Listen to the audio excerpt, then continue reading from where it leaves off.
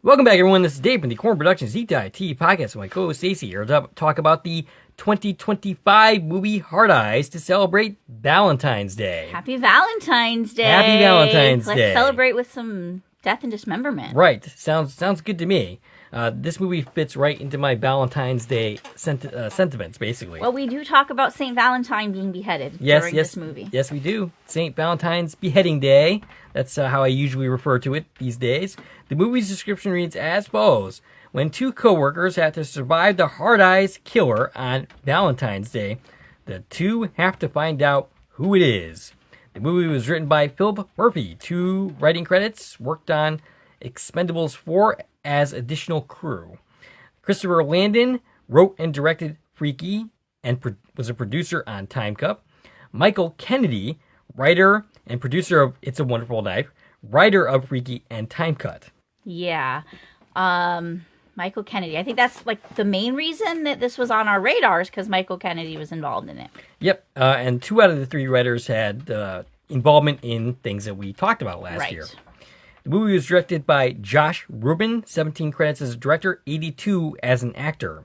Before any further, I'll tell you a couple things. One, this is not a sport-free podcast, so you haven't watched the movie, I highly recommend you go check it out, and then come back and give us a listen. Secondly, if you're listening on one of the platforms this podcast is now available on, please follow, and feel free to check out our YouTube channel, Corman Productions, where additional content can be discovered. If you're already on our YouTube channel, please like, share, and comment, and subscribe to our channel.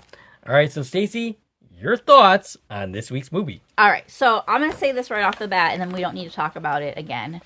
I was very disappointed to watch this movie because we've been waiting to watch it a long time. And then finally we were like, we're going to cover it. We watched it. And then I was like, oh, I'm disappointed because I was hopeful there was going to be some sort of supernatural or sci-fi element, because all of the other Michael Kennedy movies that we have covered did have those elements. Whether it was, the time travel stuff or the body swapping stuff, there was always something, right? This does not have anything like that. So I'm going to say that straight off the bat. It is a very real world slasher. Nothing supernatural or freaky happening. So, but once I get past that disappointment and we look at it, it's just a slasher. It's fun. I like slashers. I enjoy the good, let's just kill everybody slasher horror film. It's my favorite type of horror, is just a straight up slasher, And it's also romance. So it's like a romance slasher, which is fun. I like it. I think it's a good movie. Yeah, you know who else? As long as you look at it from that lens. Right. You know who else enjoys a good rom-com / horror movie? That would be Firefly, that we had on our channel, who specifically said that when we did It's a Wonderful Knife. Yes, which was also a Michael Kennedy movie. Yes. But that one had, the timey-wimey stuff happening. So yeah, the reasons we picked this movie were because of Michael Kennedy, who was involved with It's a Wonderful Knife, Freaky, and Time Cut. And then the other movie that we did along with those that he wasn't involved in was Totally Killer, which had Olivia Holt in it, and she's the star of this movie. So this does tie into all of those things, even though it doesn't have any of those type of sci-fi elements. Yeah, it's a decent, entertaining flick. We obviously wanted a little bit more from it, but putting that aside, it's decent for what it is. And it's funny because it feels like we've talked about Olivia Holt way more than the 2 times that we have at this point. I think you and I have talked about her plenty, just not necessarily in context of things we've covered. Right. The other thing that she was in was Cruel Summer, which I finally saw the first season of. And I'm just going to give my thoughts real quick about that, because why not? I'm not going to do a podcast on Cruel Summer. Well, maybe we will someday. Maybe we will. But the thing I appreciated about it is that it was kind of a nuanced take on people. The people, there's no real villains in the story. Everybody's a villain. I mean, yes. Yes, because they're human and people basically suck, but it's not. It's not like any one person is like just completely evil. Not even the person who did the kidnapping. Yeah, there's layers to there's layers and nuance. And actually, I was thinking, okay, well, there's no real bad people here. But then we get to the end credit sequence, and I realized the main character, the other main character of that series, was actually kind of a bad person. I think they were all bad people. All of them. Every one of them. I think that's the point. Right. Is they all they all sucked. Everyone. Every single person. Right. Except maybe the guy friend. I forget his name. Yes, I don't see any problems with him. I don't think he did anything evil. No, not to my knowledge. But yeah, that's a different topic. I enjoy that series. And season 3 is going to be made, returning to Olivia Holt's original character, so I'm excited for that. All right. Other things that I'm excited about. One, it was just confirmed there's going to be a sequel to this movie. Yes, I do remember seeing that. It was just came out, like the news came out within the last couple of weeks that Hard Eyes 2 has been written and it's in pre-production. And they just made the announcement that it is happening. I'm going to guess it's coming out February 2027. Okay. Is their goal. But that hasn't been said. Who knows? Do we know if these characters are returning for that? I don't know anything yet. Gotcha. I don't know if any news is out there. I didn't see it, if the news is out there. All I saw is it's happening. So, and the same director is the only person that I saw specifically that they announced was involved. So I have 2 issues with this movie. One, the resolution of who the killers actually are is kind of lame, but I think it's actually supposed to be that way. Right. The other is the logistics of how that even works in the first place, because once you learn who the killers are, there's some logistics problems that I think we should probably discuss as far as that's concerned. I'm not sure exactly where you're going with that. Okay. The point that there's, well, spoiler, we'll say it right now, there's 3 killers in this movie. Yes. Which is kind of, like, it's spoofy, right? Right. Like, anytime, I feel like any slasher movie at this point in time is spoofy. Like, I don't think you could have a serious slasher movie anymore. They're all spoofy on things that came before, especially when we do something like, oh, we're also going to make it a romance. Right. It's going to be spoofy. And here we're spoofy on Scream. Right. The big, like when Scream came out, it was like this huge twisty turn. There's 2 killers. Like that was like groundbreaking, right? That hadn't been done before where, surprise, there's another killer. And the fact that, oh, there's 3 killers in this movie. Like, it doesn't feel like this, like, big, shocking surprise. It just feels like we're making fun of the horror industry. Basically. Yes, and that is essentially what we're doing here. Right. But it's fun. Yeah. I have one more thing to say about, and this is something more, it's going to be more, not recent future. What's the term for recent future? Present? More soon. Tomorrow? More soon, but there's another word I'm looking for. Than talking about a Hard Eyes sequel is this month, February 20th, just a week from now, a new movie's coming out. It's a zombie horror movie coming to theaters February 20th called This Is Not a Test. And I bring this up because it stars Olivia Holt. That's also the one with Courtney Moore in it, right? Courtney Moore is also in it, who plays Ellis in From. So it's connecting one of our Fromily people to Olivia Holt, and it's a horror movie, so I'm excited about that news, that they're in something together. She's the star. He's one of the, more minor players in it, from what I can tell. Gotcha. His name's not, like, headlining, but hers is. So, yeah, that's exciting news. So if you're looking for something to go see this month that's horror-y, This Is Not a Test. All right, sounds good. All right, so, Hard Eyes. We're diving in? Let's do it. Okay, so the movie begins with a happy couple on Valentine's Day, standing in a field in what looks like a vineyard. It's a vineyard, yep. This is Patrick, played by Alex Walker. 12 credits, including 4 episodes of Power Rangers.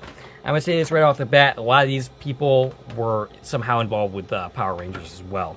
That appeared in this film. Something that we always... So, and if you're new here and this is your first time listening to us, I like to link this announcement during movies because I know we get people who don't listen to us regularly that just, are checking out something about a movie.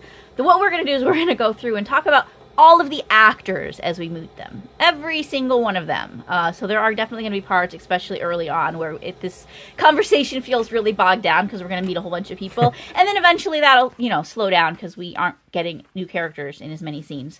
But one thing I notice whenever we're looking up credits is you'll notice where something was filmed just based on the other credits, because all of the more minor roles in a project are going to be locals, right? And I forget where this was filmed. It was filmed in New Zealand or some other country. It wasn't filmed in the US or Canada, which is where most of the stuff that we talk about is filmed. And so, yeah, you'll see, like, recurring projects that they must have been filmed in the same place. And it's so easy to pick that up once you start looking at everybody's IMDb's because so many people were in these other projects. I'll tell you what else is going to come up a lot. Sweet Tooth. Yes. and a show that I've never heard of called Shortland Street that like half of this cast was in. Okay. And those things are just going to keep popping up because obviously they were filmed in the same location, the same like region or whatever. His girlfriend, soon-to-be fiancée, not for long though, Adeline, is played by Laura O'Hara. 8 credits, including Moss and Freud. She was also in one episode of Not Even, and I didn't add mine for Alex Walker. He was in 13 episodes of One Lane Bridge and 1 episode of One of Us is Lying. And so he is here to propose. He puts a ring in a strawberry. That's pretty ill-advised. I don't recommend putting, your ring that you're proposing with into food because that's just a bad idea. Yeah, and Adeline's pretty upset about that. Right. She's like, I told you not to put it in my food. Right. So she ends up accepting the proposal. We see someone spying on them. It turns out to be their friend who calls to tell them that he missed the moment. Well, he's a photographer. Yes. I don't think he's a friend. I think they hired him. Okay. Patrick is pissed, and they have to do a reenactment of the moment. The photographer here is played by Latham Gaines. 18 credits, including King Kong, Bridge to Terabithia, and 4 episodes of Xena, Warrior Princess. Bridge to Terabithia is how that's pronounced. Okay. He also was in 13 episodes of The Cult and 6 episodes of The Gone. And a lot of these shows, I don't know what they are, but that's, again, what people were in. Gotcha. And again, it's in some other country, so there's probably a lot of stuff that we didn't even get here. Right. But he can't recapture the moment because he quickly gets stabbed in the eye. Straight through the camera. It's a great shot. This is our first death of the movie. Was it an arrow? I think it was an arrow. Or a knife, whatever it was. It went through the camera lens into the photographer, Nico. If there's one thing you can count on from this creative team, it's creative deaths, I should say. We also get here the credit for the stunt double that's playing the killer. I think I included that later for some reason, but yes. Stunt double for the Hard Eyes Killer. And that's something I've seen in these Michael Kennedy films that we've done, is we're getting actor credits for the stunt double playing the killer, which isn't something I'm familiar with outside of these few movies we've just done. I didn't think that was a thing, but apparently that's a thing. It's not someone that ever talks. Right. It's not like giving us any intel on who the killer is in the story. It's just like, here's the person, playing the part that's killing everybody. Yes. And the stunt, and it's literally their credit is stunt double Hard Eyes Killer. It's played by Alex McCall. He did stunts in Megan 2.0 and was in 6 episodes of Sweet Tooth. That's another movie that'll keep popping up as Megan 2.0. Megan 2.0 was obviously filmed here as well. Yes. Yep. So Adeline ends up taking the phone, turns away from her fiancé. She gets a voice message from the photographer. She hears a sound and turns to find her boyfriend has been shot in the head with an arrow. She's soon chased by a killer and gets a taunting call after she falls. She says that he messed with the wrong bride, but then she finds an arrow going through her foot. She makes a break for it somehow. She encounters a security guard played by Carlton Lang. 14 credits, including A Minute After Midnight.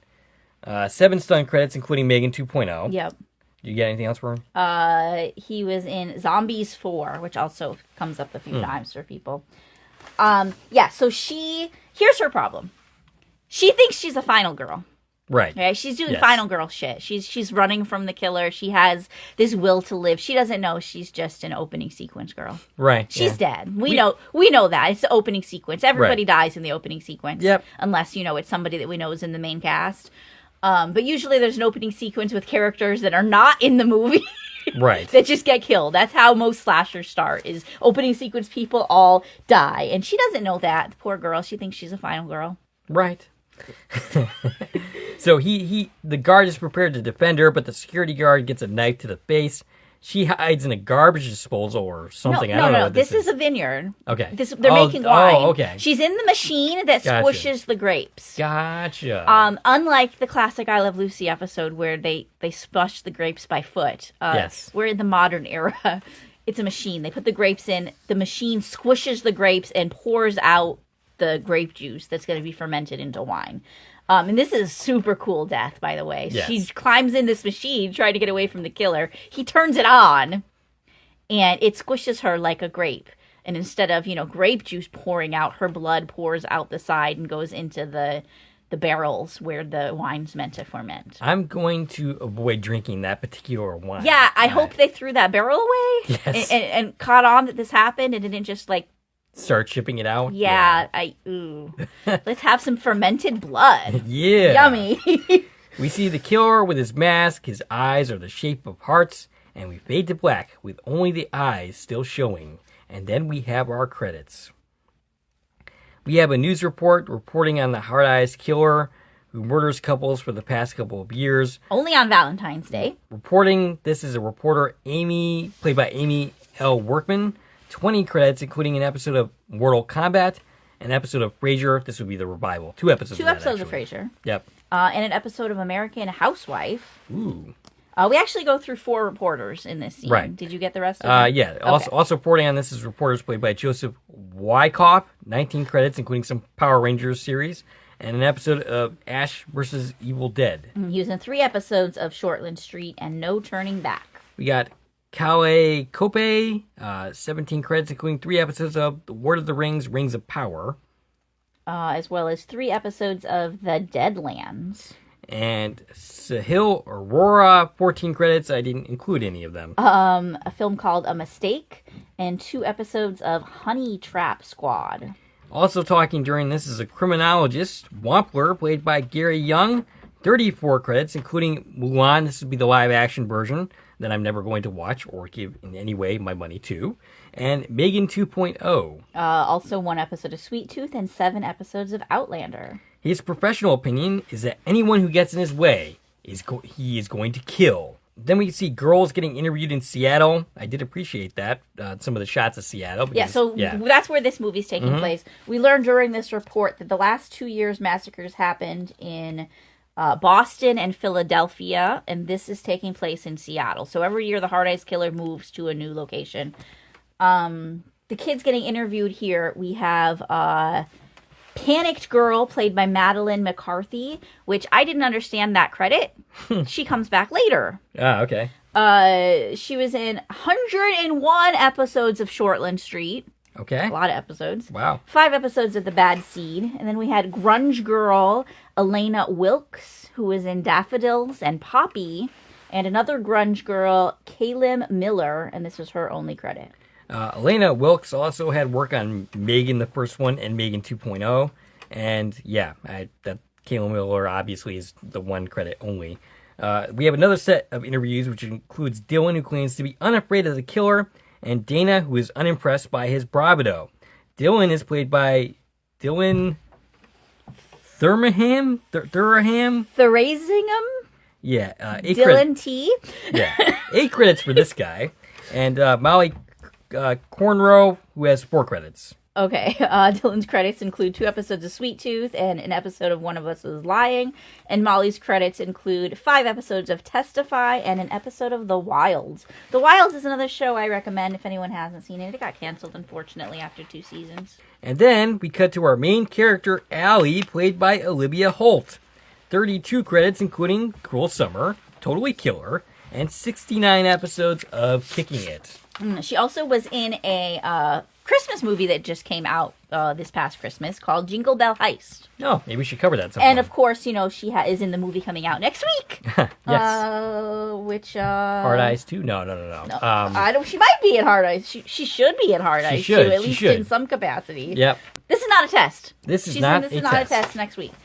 She's in a coffee shop stalking her ex on social media. He's with his new girlfriend, and I get their credits later, I'm pretty sure. Do you have them now? I put him now because he came up on the X-ray. Gotcha. Shout out to Prime for helping us figure out who's who on anything that we watch on Prime. Right. We can do them later because we don't actually meet them until later. Okay. So somewhere in this scene, though, there is also a credit for barista. Nope. Queer patron. Oh, okay. Who I couldn't make out who this was supposed to be. I feel like it must have been a deleted scene.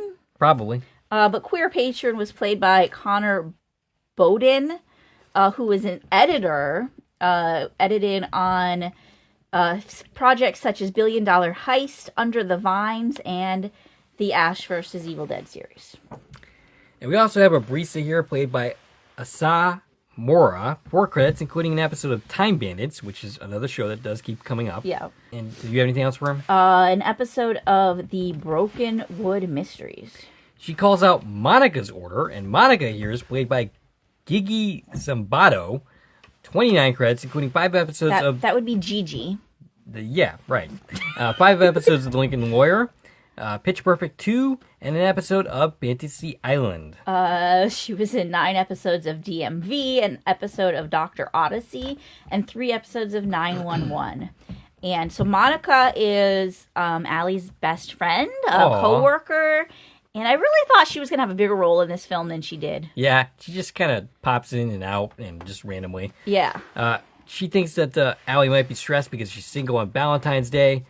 Crystal apparently is calling an emergency meeting, and Monica says if Allie goes down, she will go down too. Yeah, so Allie thinks she's about to be fired, and we're going to learn why in a little bit. Her order is called out by someone that thinks it's his. Her order is called out, but someone thinks it's his, and this is Jay Simmons, played by Mason Holden. 28 credits. Mason Gooding is what I have. Probably. Mason has 28 credits, including The Fall, Scream 6, and an episode of Star Trek Picard. I do remember that appearance in that episode. He also was in the 2022 Scream movie, which didn't have a number, but I think, was that 5? I don't remember. Probably. He was in 2 Screams. Yep. As well as Y2K, which is a film that came out, I think, just last year, maybe 2 years ago now. I wanted to see that one, and I never did. That reminded me I wanted to watch that one. This is their meet cute, as they ordered the same exact coffee. Yeah, they both ordered what they think is this super, like, quirky coffee order. And then the barista is like... It's not that uncommon of an order, you guys. Like, yeah, chill out. It's not a big deal that you both ordered the same coffee. She nearly ruins it by nearly breaking his nose twice. She did ruin it. She definitely ruined it. She ends up literally running away as he watches an announcement for the news saying the Heart-Eye Killer has come to Seattle. A reporter ends up accosting Chief Berkeley on the news. Berkeley is played by James Galen. 36 credits, including Megan 2.0, Avatar, and Bridge to Terabithia. Did I say it right? Terabithia. Who are we talking about? That would be James Galen. Okay, I have his name as Chief Richard Hartley. Oh, okay. You have a lot of names different than me this time. I don't know what's going on. I don't know either. We'll say them both, because one of us is probably right. Right. So, the reporter, did you get the reporter? Yes, the reporter is played by Jessica Underwood Varna. 2 credits. The other, My Favorite Dead Person. Yes, 1 episode of that. And then the anchorman that led them in was Charles Pirard. He was in 55 episodes of Shortland Street and the 2003 film Lucy. Which was about Lucille Ball. And before we move on from there, I want to touch on one more thing that happened during the thing with Allie and Jay. Is we learned that she carries a metal straw in her purse. Because that comes back. Comes back a couple times, actually. Mm-hmm. So she carries a metal straw because she hates paper straws, because I hate paper straws, too. Shout out if you don't know this. It's because plastic straws are actually illegal in Seattle. Are they now? They are. It's one of those places where plastic straws are illegal. So no matter where you go, they only give you paper straws. And it's something they're making fun of here. Like, we can't have a plastic straw, but the cup's plastic. Right, yeah. But yeah, plastic straws are illegal in Seattle. So that's why she carries this straw in her purse, and it's a metal straw. And again, that's going to come back up. All right, Berkeley calls the killer H.E.K. and only gives the advice to stay home. I keep saying Berkeley. I don't have that name anywhere. I'm not sure. Watching this report... is Allie's boss during the meeting. Crystal is played by Michaela Watkins. 143 credits, including 31 episodes of The Unicorn as Delia, which I, of course, covered an episode. I think I did a couple. You did a few episodes of that.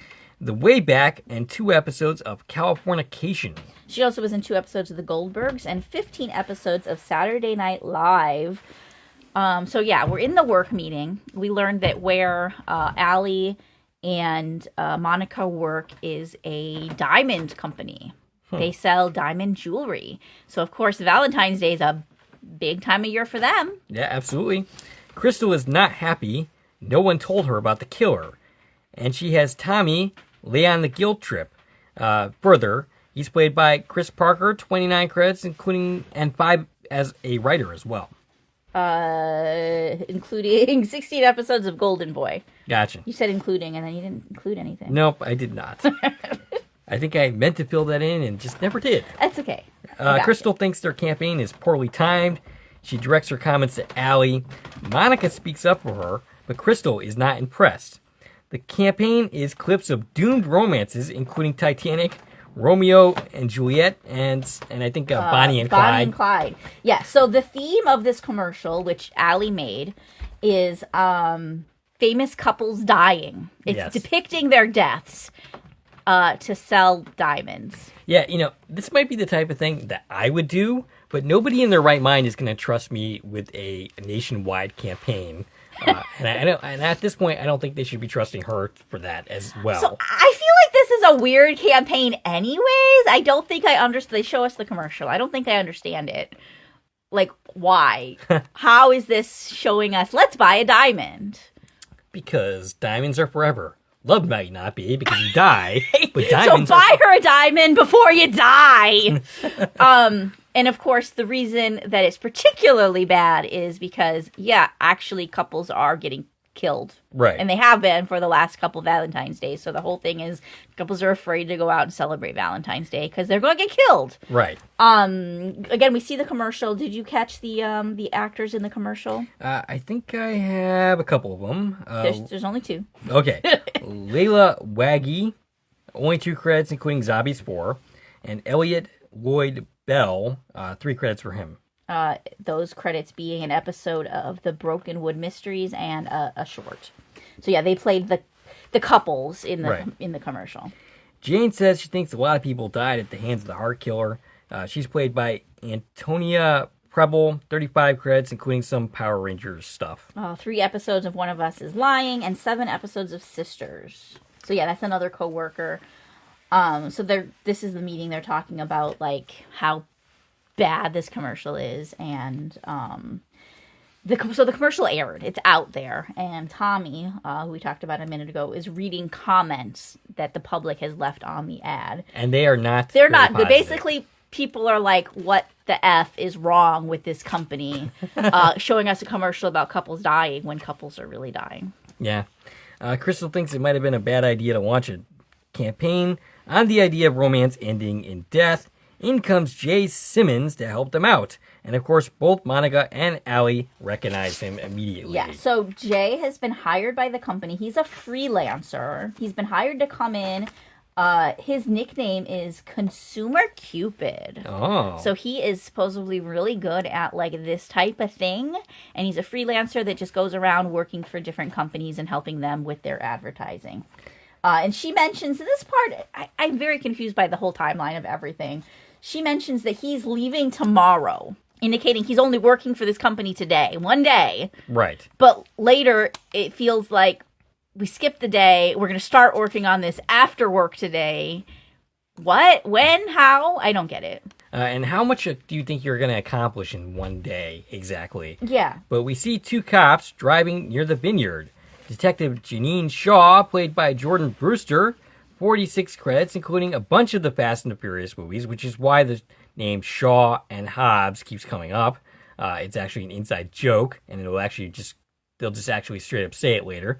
She's also in The Faculty and 5 episodes of American Crime Story. She was in 2 episodes of Magnum P.I., 33 episodes of Lethal Weapon, and 10 episodes of Secrets and Lies. The other is Zeke Hobbs, played by Devin Sawa.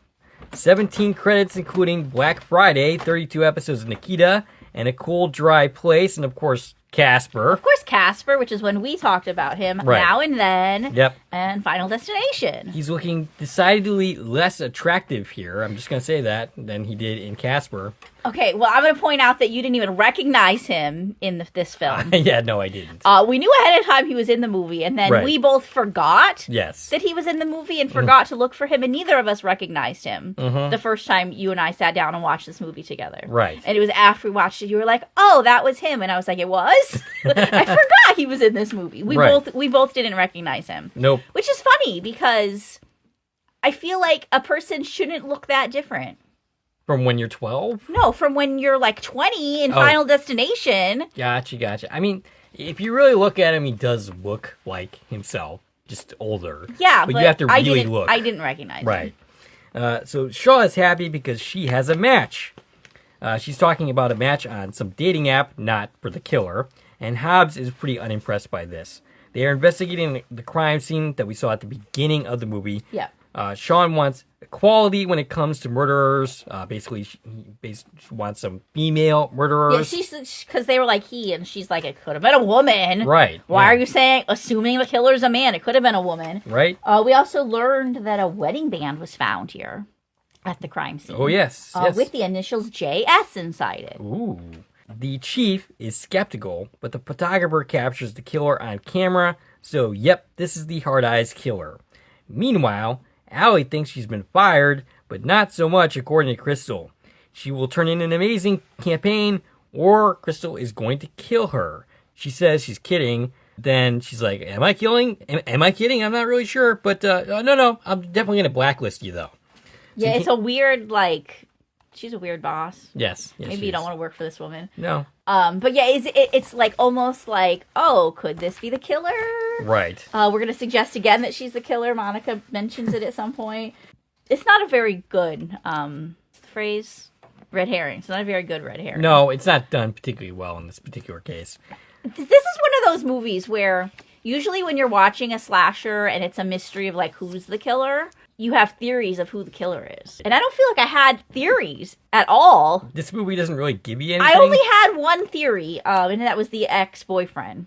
Right. And that wasn't a strong theory. Right. He's only in the movie for 5 seconds. But yeah, it doesn't give you the plot twist where you think it's somebody and then it's somebody else, really. Yeah, like I said at the top, who the killers turn out to be is just It's almost like a moot point. Right. Yeah. Either they didn't really concern themselves with this movie with who the killers actually are. Yeah. Or I think they were more focused on it's a romance story. Or the point was that you're supposed to be let down by the answer. I feel like it would have been stronger if literally it was that's nobody that we've met and nobody knows who they are. I mean, I think that was kind of what we were going for with at least one of them. For a minute they do that, but then they circle back to how there's 3 killers and here's who they are within the context of the story. But really, it would make more sense if it's just some random person that wasn't in the story at all. Yeah. Because that's more realistic, I think. Yeah. You shouldn't expect that the person being chased, knows the killer. Right. When there's someone who's just going around the country killing people. Right. Also, during the... I'm going to go back just a second to the police stuff. Because there's some stuff that gets called back later. One of the messages she gets on her phone, because, it's dating apps, is from someone who works in tech that she's excited to hear from. That's going to be important. And they have this whole conversation about the murder, and she thinks it's really it was really a great death. And it was, the wine smashing machine thing. She thought it was a great death. And we get this conversation about fetishes and kinks. And the sentence is said, everybody has one. Which that comes back later, too. So, yeah, they're in the bathroom. Monica and Allie read the brutal comments and are interrupted by Jay, who wants to talk to Allie. Because they're supposed to be making a campaign together, but nobody seems to care. Right. She apologizes for earlier. He's off to do some yoga, but he's booked them a table at a restaurant to do some field research for 8 p.m. sharp. Getting drinks with Monica, Allie is still stalking her ex. Allie accuses her boyfriend of possibly being the Hard Eyes killer, Monica specifically. She doesn't seem to think this is funny, at least not at first, but she's very much kidding. And then we have another announcement of some more murders, which I think is, once again, the murders that we saw at the beginning of the film. No, this isn't. There were other murders that we're not privy to. Okay. That happened at a spa. Oh, all right. So we have the vineyard deaths, and now a couple at a spa has been killed as well. The conversation turns to the date with Jay, and Monica takes her to pick out some outfits where we get a montage. Yeah, so we learned during this lunch that Monica's dating some rich old dude for his money, and he just paid off her credit card. So she has a blank credit card. She's going to go take her on a shopping spree. And they have the whole, like, oh, it's not a date, it's a work thing, but it's Valentine's Day, and you're going to a fancy restaurant, so it is a date. Yeah, the funny thing is, this is at least the third movie that we've covered with this duo that has a clothes-changing montage. I mean, it's a classic trope. Yeah. Especially in this scene. I don't know if you picked up on anything that's happening in this scene. I doubt it. I think my eyes probably glazed I have a over. lot to say. Okay, let's go for it then. The shopping montage. Okay. First off, let's meet the store clerk. She's played by Curie Rose Kendall. She was in an episode of Time Bandits and 2 episodes of Sweet Tooth. And also in some Power Rangers stuff. I never took note of the Power Rangers stuff. There was a lot of it. Yes. Okay, so my first note was this is a Pretty Woman style montage of going shopping. And I didn't pick up on all these details myself, but I found them when I was researching the film. There are so many Easter eggs in this montage. Okay. Specifically with actual costumes from other things. All right. She literally wears, one of the dresses she tries on is a dress Julia Roberts wore in Pretty Woman. Aw. She has Stacie Dash's hat from Clueless. And they both try on dresses from Romy and Michelle's high school reunion. Okay. Which I recognized the dresses when they tried them on, but I didn't know from where. And then I read that. So they are very intentionally playing into the trope of let's try on clothes. And then literally like pulled clothes from the studio from other projects that are famously recognized. And it's not the only time in this film we're going to do that, where we specifically call out other films. And the other ones are by name. And I don't know, did you catch any of that? I don't recall. There's like a dozen rom-coms that get called out by name during this movie. Yeah, I caught some of that. I did mention some of that, yep. So she shows up on the non-date where she talks to the maitre d', played by Gisele Huggy. 13 credits, including Cowboy Bebop. Also 13 episodes of Shortland Street and Choose Love. The bouncer Frisker for weapons, and he's played by Colin Wolfe, 3 credits. This is a Heart Eyes precaution, apparently. Those credits are an episode of The Deadlands and an episode of Our Flag Means Death. She sets off an alarm with her metal straw. As it turns out, he's late. She's helped by a waiter played by Wesley Dodell, 31 credits, including America's Fastest Indian. I avoided bringing that up, but it keeps popping up in these people's credits. That was also with Anthony Hopkins, an episode of Time Bandits, and of course Power Rangers stuff. 4 episodes of Shortland Street and a film called Pike River. He asks if anyone will be joining her. She says yes, but this is not a date. Jay has this whole slow motion montage entrance. I kind of want to learn how to walk like that in slow motion. Walk in slow motion? Yes. That's at least the 5th time I've made that joke in this podcast at one point or another. Even the waiter has his mouth hanging open looking at Jay. He apologizes for being late. She says she looks amazing. He asks for the champagne, but she objects, saying this is a work thing. They talk. He gets to know her. And then things go downhill. He's asking a lot of datey questions. Yes. They're not talking about an ad campaign. No. He's like, tell me about your family and very, like, personal stuff. She has a very cynical view on love. I dig it. Jay is very amused, but thinks her point of view is sad. She gets hostile. Jay decides this was a bad idea and decides to walk. Yeah, he's leaving a bad date is what he's doing. Right. Did we forget... You have a job to do. I don't think he cares about the job. She goes after him, apologizing for taking out her bad day on him. She kisses him very awkwardly, I would say. He's about to leave, and then they run into her ex, Colin, with her girlfriend. Colin is played by Ben Black, including Black Christmas. His girlfriend, Sienna, is played by... Ben Black's also in One of Us is Lying and 3 episodes of Shortland Street. Sienna is played by Charisma Gerbnis. 3 credits for her. Including 7 episodes of Shortland Street and a short. So the reason she kisses him is because she sees her ex approaching with his new girlfriend, who she has been completely stalking on social media, completely obsessed with the fact that he moved on so quickly and has a new girlfriend. So the reason she kisses him is to make Colin jealous. And yeah, this was my one thought, is he's the killer. Spoiler alert, he's not. Right. They exchange awkward banter, and they apparently were on a double date with a couple that got killed. They were supposed to be with the Vineyard couple. They have a reservation for 4.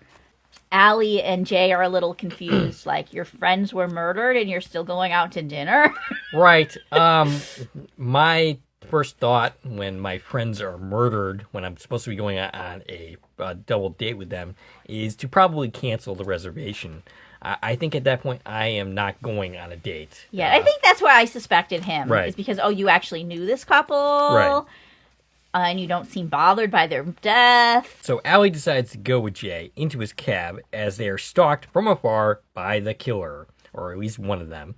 The ride home in the cab is quiet at the start, as he wonders why Colin ever appealed to her. I'm not even really sure. He seems kind of, kind of diggish. I mean, that's how exes work. Yeah. The cab driver is Janos. You have his credits? Oh, yes. Played by Greg Johnson, 53 credits, including the piano. 25 episodes of Shortland Street. I think everybody in this film was in Shortland Street. Yep. And 3 episodes of Agent Anna.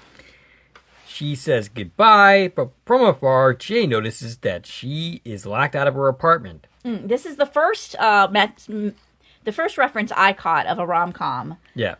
Is we mention my best friend's wedding. Oh, yeah, okay. He's going to his best friend's wedding. That's where Yes. he's leaving for in the morning. So he calls out my best friend's wedding. And actually, I think that movie is called out one other time It is, as well. yeah. The cab driver gives crazy advice to go and tell her that he loves her. Because the cab driver assumes they're a couple. That's like the Right. whole thing, right? Is everybody assumes they're a couple, even the killer. Allie thinks she left her keys somewhere, and their solution is to commit an act of vandalism. He eventually convinces her to let him do it instead of, I don't know, doing anything else other than this. I remember we talked about this when we were watching. Right. We were making fun of this scene. Yeah. So she lives in an apartment building. She's locked out of the building. She says she has a spare key to her apartment under the mat. So she just needs to get let into the building where she lives. So there's so many things you could do. Try knocking, see if anybody's around. There's an intercom system, that people use to let people in. Call one of your neighbors. Do not know anybody that lives in the building you live in and be like, hey, can you buzz me in? Try something besides, like, breaking the glass on the building that you live in to Right. break in. It's not that hard to get into a building, like Right. an apartment building. One of those buzzers is probably an office. There's either like a maintenance office or a security guard or somebody that you can contact to let you in, depending on how fancy this building is. It looked pretty fancy. Nope, we're just going to break the window. And, of course, he ends up bleeding again. He's injured himself, which is how he ends up in her apartment as she frantically tries to clean the place up. She finds the first aid kit, but then he's missing. He's in her room, which is pretty presumptuous. I mean, that's kind of like not something you do, like when you go into someone's house. I don't think he meant it like that. He was just Right. like, I was looking for a place to sit. No, and I don't think this is... Her couch was covered in like all kinds of shit, so you couldn't sit there. Right. I don't think this was like some kind of like attempt to like hit on her or anything like that or seduce her. I just think it's weird to go into someone's apartment and then go into their room. Yeah. But she tends to his hands. She reveals that she was a med school dropout. He's definitely charmed by her. But she dropped out because she can't stand the sight of blood. Yes. Which is probably something you can't handle if you're going into med school. That's why I didn't go to med school. She opens the closet, and they are cock-blocked by the killer. The killer was in the closet. They narrowly get away by getting to the bathroom and using a belt to keep it tight. I'm going to point out, the killer got in without breaking any windows. Yeah. So the killer didn't need to break a window to get in. You're right. They breathe a sigh of relief until a knife goes through the door. Oh yeah, they trap him on the other side of the door, right? And Yeah. it's over. No, it's not over. There's a fucking killer in your bedroom. Why Right. are you acting like it's over? Object impermanence, I guess. They get outside. The taxi cab driver dies, getting shot by an arrow, I think. Allie steps up and says, hey, they aren't a couple, they barely know each other, so back the hell off. And Jay, meanwhile, is calling 911, and then arrows fly some more. They run into the alleyway. Allie gets attacked. Jay battles the killer until he gets hit to the ground and gets knocked out. Allie makes a run for it. She hides in a carousel while the killer casually swings nearby. The carousel is activated by the killer and sped up, and then the killer is right behind her, swinging his sword around till she manages to fend him off. The police arrive. I believe this is a person named Kruger. Yes, this is Officer Kruger. Played by David Van Horn. 41 credits, including Avatar. He was a children's acting coach in the Minecraft movie, and again was involved in Power Rangers properties. He was also in 2 episodes of Sweet Tooth and an episode of The Wilds. The cop celebrates catching the hard-eyes killer.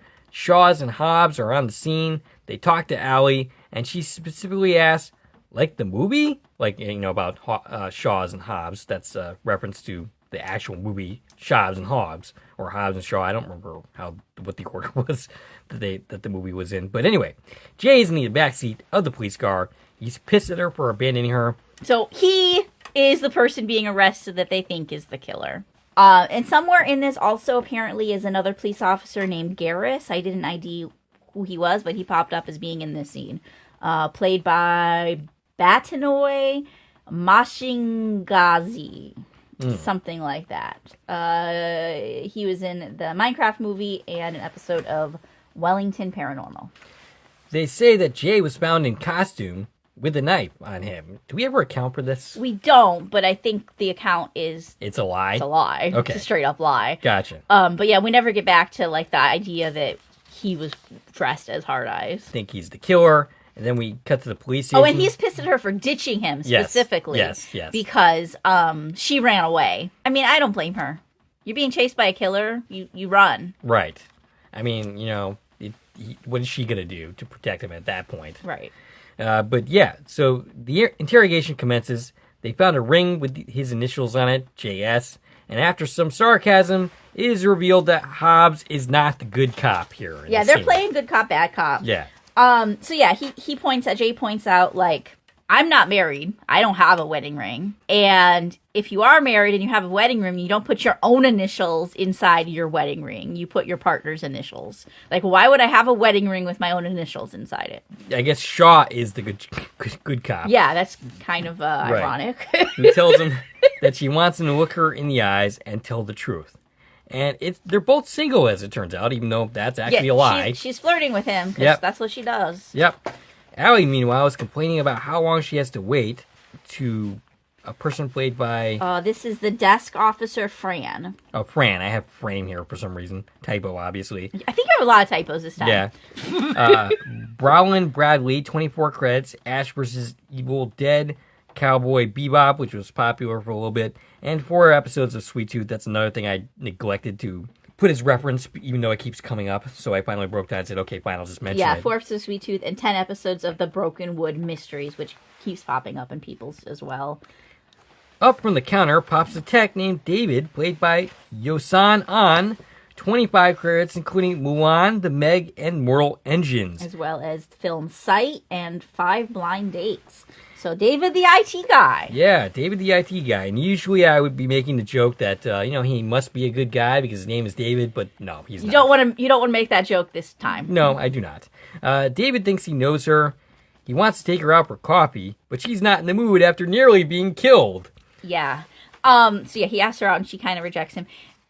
There was a line here, Allie talking to Fran, that I have to point out. Allie got to say bitch. Which is very reminiscent of a moment she had in Totally Killer. Mm-hmm. I love that, and I want her to do that in every project she does. Just go, bitch! Allie wonders where everyone is, and he says celebrating because they caught the Hard Eyes killer. Shaw continues to interrogate Jay. He was in 2 occasions where the killings were. Yeah, he was in Boston in 2023 and Philadelphia in 2024, which does sound pretty suspicious. And she accuses him forwardly of being the killer. Outside, Allie is starting to freak. Fran interrupts the interrogation to pull out Shaw. Yeah, because they have an HWW out front. Hysterical white woman. Which would be Allie. And she's like, can you come deal with this woman, please? Allie grabs an American flag to fend off potential killers. She's interrupted by Fran and Shaw. Shaw asks Allie why the killer might be after him. Allie admits to kissing him and explains the story. Shaw says so she isn't interested in him romantically. Yeah, because she's still playing like, oh, I kind of like him. I want to flirt with him. Right. You know, I think he's a killer, but everyone has something. Right, yeah. I mean, you know, there's downsides to everybody, for sure. The lights go off. Shaw turns on a flashlight and then is left with Fran, who then gets stabbed. So Fran is dead. The killer guts her from behind. The Hard Eyes killer's lights up. The eyes, specifically. Yeah, we get to see things from Hard Eye's point of view. He's got thermal vision. Yeah, it's just night vision. Yeah. Which, you know, was my last hope that something paranormal or sci-fi like was happening with these glowing eyes. But no, it's just a night vision camera. They go on a merry chase, and Shaw looks horrified and takes some shots at the killer. Hobbs leaves Jay, who is not thrilled to be left behind. Hobbs hunts for the killer, but then gets stabbed to death first by, getting, stabbed in a very sensitive place. He gets gutted as well. Yes. There's a lot of death happening in this police station. Yeah, and Devon Sawa is going to look a little less attractive after this, even though he kind of already does, but not sour grapes or anything. Anyway, yeah, basically, at this point we have continuity for our podcast. There's literally continuing continuity within our podcast, and my hatred for Devon Sawa is going to be one of those things. But anyway, and for the record, I don't actually hate Devon Sawa that much. It is just a joke. I don't want to see anything bad happen to him. Right. So Allie finds Jay through a two-way glass, and then in comes the killer instead of Allie. He attempts to fend off the killer while being chained, but Allie shoots him through the glass, and then clumsily gets Jay out of there after scaring off the attacker. Yeah, he thinks she's ditching him again. But really she was just going to get the handcuff keys, which Hobbs had. And Jay points out that she is a terrible shot. And you know what's really funny is I had that same joke in my head, and then he just goes ahead and says it. Because he missed pretty badly. I mean, she's an ad exec. I don't think she has a lot of experience shooting a gun. I don't think that's one of her qualifications. So they nearly get run over outside. He ends up on top of her, and they are about to kiss, but the killer cockblocks again. Despite them insisting that they are not a couple, they run into a drive-in movie theater. The killer stalks them there. A guy greets him and gets stabbed for his troubles. He's just like, hey, man, and he gets stabbed. I'm pretty sure this is Brave Guy. Yeah. Played by Daniel Watterson, an episode of Sweet Tooth and 2 episodes of West Side. What's so brave about him? He's just saying hi to this random guy that he doesn't have any reason to think that... it's the guy dressed as the killer, and everybody else is kind of like, ooh. And this guy's like, hey, dude. Right. So they hide in a van where a couple is fornicating in the back seat, and they are unmoved by being told that there's a killer after them. Well, they're certainly going to regret that. Yeah, they think it's role-playing. They're like, oh, that's fun. There's a killer after us? This is probably Sam, played by Ruby Pledge, 33 credits, and Jordan, played by Saul Maxwell, also 3 credits. Ruby was in films The Sender and Night Waves, and Saul was in Nude Tuesday and After the Party. Nude Tuesday. I kind of want to... Those were their only credits. Gotcha. Yeah, I don't know if I want to know what that was, considering what this scene is. Right. As they hide in the van, they have a long heart-to-heart.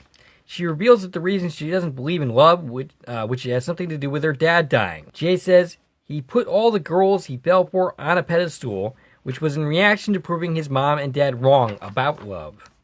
Meanwhile, the couple in back continues to have fornicating. It's funny because they're having this very serious conversation, yeah. and you can just hear everything happening in the back. Right. And eventually they, just start laughing about the ridiculous, absurd situation they're in. By the way, the film that's playing at the drive-in is His Girl Friday, which she stated she actually likes this movie. Gotcha. Is that public domain? I don't know. Probably, because that's what they're using here. So I mean, it could be. Yeah. I'm not sure. Okay, so the doors... Why, you want to cover it? Maybe. The doors fly open, and the couple that was fornicating are now very dead. They end up getting stabbed by, a tire jack or something. Oh, I want to point out one more line they said before the killer opens the van, because I like this. She says, this should have been the worst night of her life, but it isn't. Right. And he says, ditto. I'm very curious to hear as to what exactly the worst day of their life actually was. Well, they're falling in love. That's the point. I should be really sad because there's a killer chasing me, but I met you. Right. And ditto, that's a callback to Ghost. Yes. Okay. Okay, so the killer comes in the back and tire iron through the woman's mouth. This leads to panic. Or through the guy's mouth, and Right. then pushes the woman's mouth onto it. Right. Now they're permanently going to be attached to each other. This leads to panic and more people dying as everyone makes a run for it. But Allie wants to turn around and face the killer. During this, we have two moviegoers. Ella Hope Higginson, who was in film Tina, an episode of Rings of Power, and Josh Rubin, who was in Blood, Relatives, and Scare Me. Is Josh Rubin the... You know what? The writer or director? I feel like that name came up. Yes, it did. I'm pretty sure that is the director. He's somebody. Okay, here we go. Yes, Josh Rubin. Okay, Josh Rubin actually he had a cameo here as one of the moviegoers. Yep.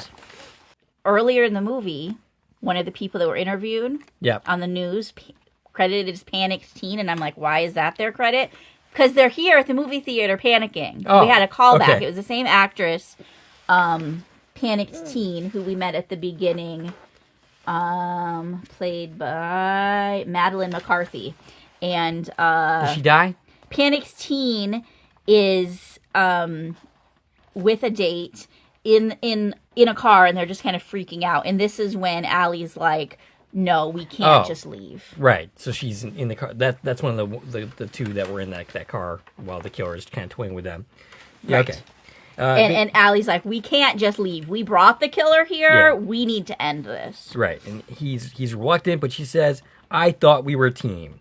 They turn around, holding hands, as a love song plays. I do really love this moment. It's nicely played. It's in contrary to what's actually. I don't know. Maybe call the police. Right.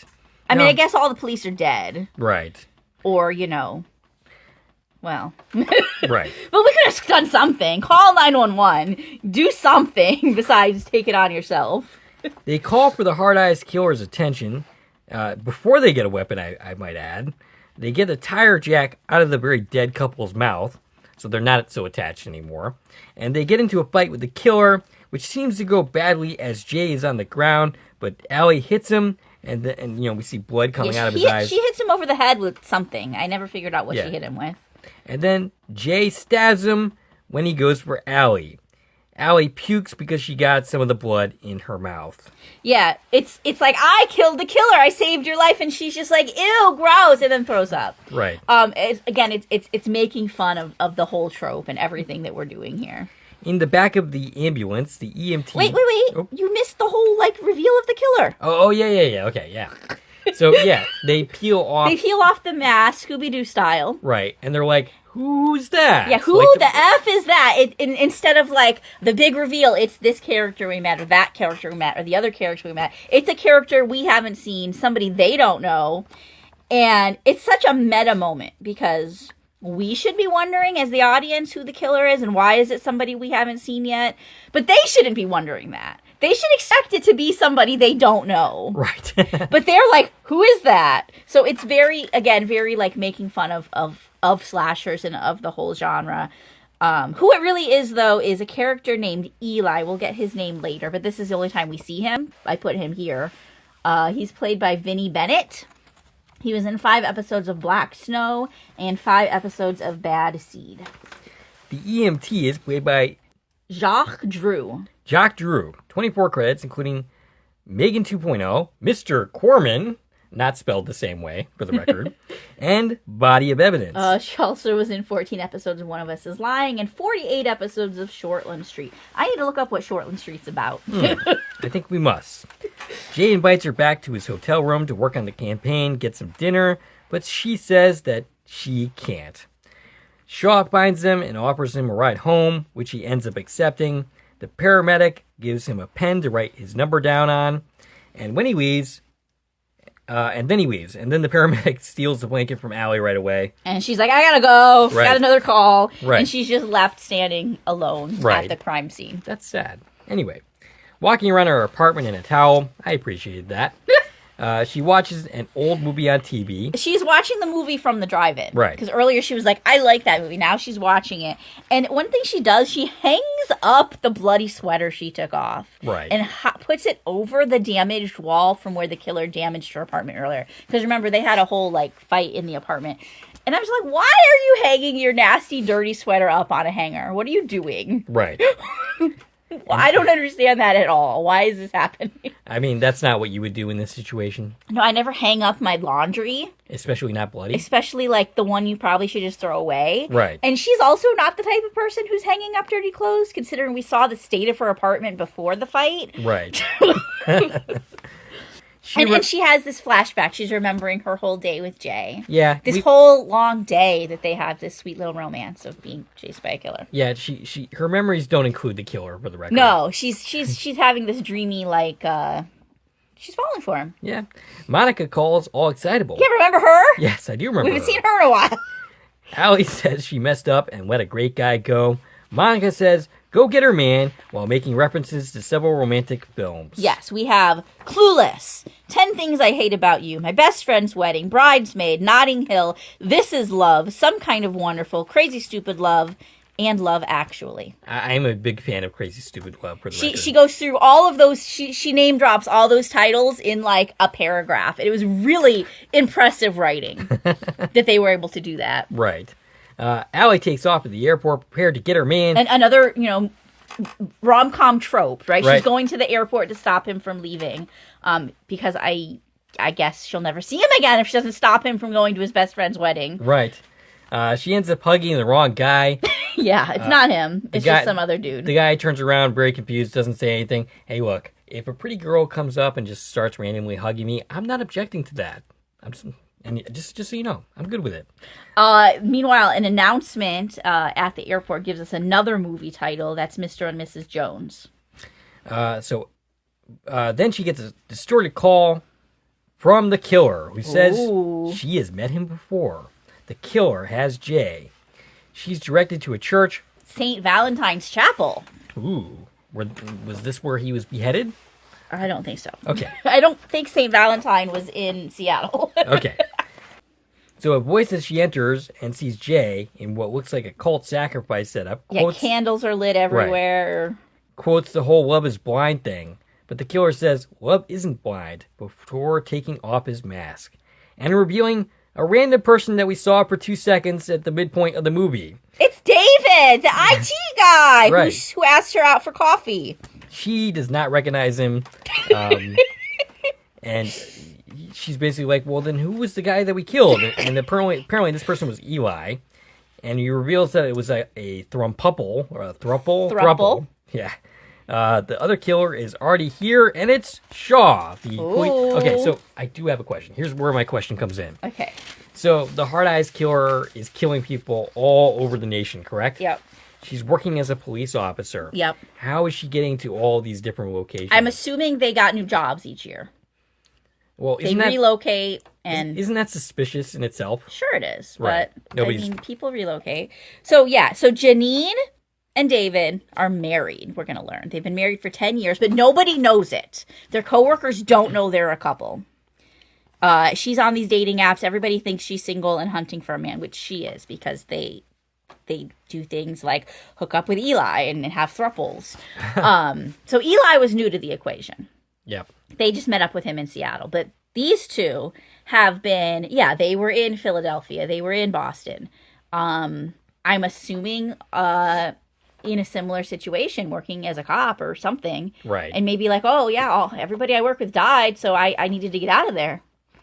But you think someone would notice that Hard Ice has been following them. Right, yes. But no, nobody seems suspicious of that. They like the story of St. Valentine's Day beheading day, and they love hunting and killing and murdering couples, which is their kink. Yeah, we go back to that whole callback. They say this as they make out. They aren't too broken up about the death of Eli. The ring actually belongs to Janine. JS, same initials. Well, no, it belongs to David. Oh, yeah, okay. It's his wedding ring. Right. He was the killer at the vineyard. He lost his wedding ring, which has his wife's initials in it, Janine Shaw. They initially planned on killing the couple at the restaurant, but then Allie and Jay's chemistry was undeniable. Yeah, they were going to kill her ex-boyfriend and the girlfriend and take care of that problem for her, but she had to go kiss this dude and ruined everything. Right. They direct their attention to a gun, a single bullet for either him, Jay, or her. Either shoot yourself or shoot the love of, or shoot Jay. Yeah, and she's like, you keep saying you're not a couple, but prove it. Right. Because if you don't love him, you'll kill him. But if you do love him, then you'll kill yourself and prove true love. I don't think they were actually going to let her go, though. No, probably. They're basically like, one of you gets to live. You get to decide who. I'm pretty sure they would have then immediately killed the other one. I assume so. They know who you are. They're not just going to let you go. Right. Unless they were hoping to recruit the other person. Maybe. Like Saw style. I guess, yeah. Maybe this is a Saw moment. Well, where they're hoping to recruit another killer. She says she fell hard for him, so she's prepared to shoot herself, but then shoots through Jay to get to Shaw, and they engage in a battle. Shaw fighting Allie while David holds down Jay.